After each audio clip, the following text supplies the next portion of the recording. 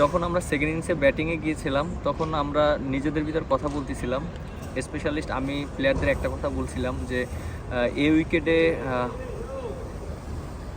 Positive ছাড়া খেললে অনেক ডিফিকাল্ট, এবং যেহেতু আমরা লিড পাইছি 18 রানের, আমাদের এখানে রান করাটা খুব ইম্পর্টেন্ট। এবং আমরা জানি যে এই উইকেটে যদি আমরা 250+ একটা রান করতে পারি আমাদের জন্য ম্যাচটা জিতা ইজি হবে।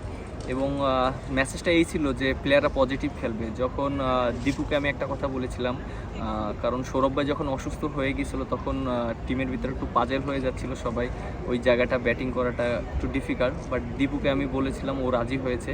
এবং ওকে আমি একটা কথা বলেছিলাম যে এই উইকেটে তুমি পজিটিভ খেলো, এবং এখানে যদি মনে হয় তোমার প্রথম বলে মারার বল পাও, তুমি প্রথম বলে হিট করো, তোমাকে কেউ কিছু বলবে না, আমি সেই গার্ডস তোমাকে দিয়ে দিলাম। এবং ও ওইভাবেই খেলেছে, ওর 28টা রান খুব ইম্পর্টেন্ট ছিল।